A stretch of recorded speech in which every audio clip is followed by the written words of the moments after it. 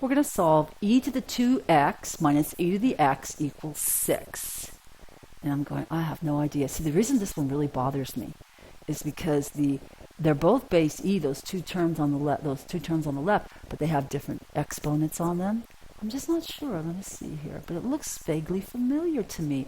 Let me try one of those u substitutions. First, let me move that 6 over to the left side. So I'll subtract 6 from both sides to get e to the 2x minus e to the x minus 6 is equal to 0.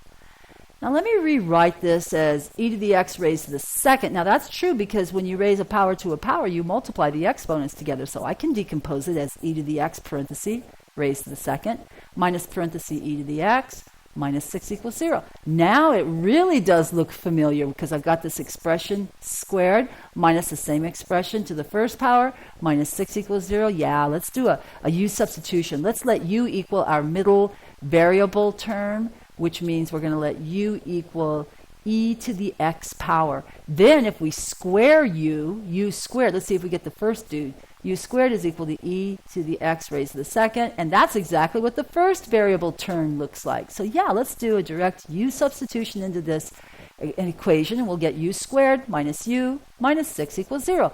Now that doesn't look bad. That I can factor. Let's go ahead and factor the non-zero side.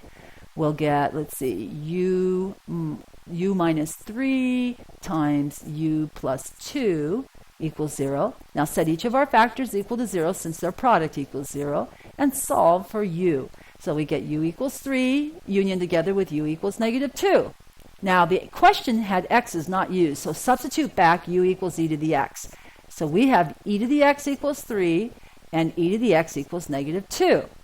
Fine, now we need to solve for x and we'll be there, we'll be finished. Okay, so first we have the e to the x equals 3, so we can take log base e of both sides and it will cancel out the base e on the left.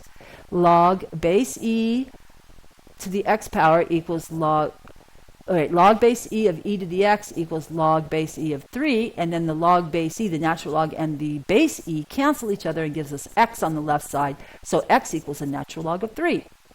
No, I'm not picking up my calculator. This is how I would answer it on an exam. I'm not going to pick up my calculator if I don't have it. I can. For the homework, I would, yeah. Now, the other one, I'm going to take the natural log of both sides again since this is an exponential with base e. So natural log of e to the x equals natural log of negative 2.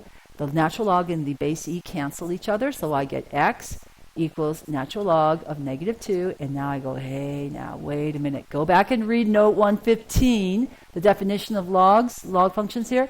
Remember we had a restriction on the number part? The number part always had to be greater than 0, and I'm claiming the number part here is negative 2. I'm taking the natural log of a number negative 2. We're not allowed to do that. So x equals natural log of negative 2 is extraneous. It's a bad solution because it violates the small print on our definition of our log functions. So we are only keeping the left solution, which was x equals the natural log of 3, and we're finished.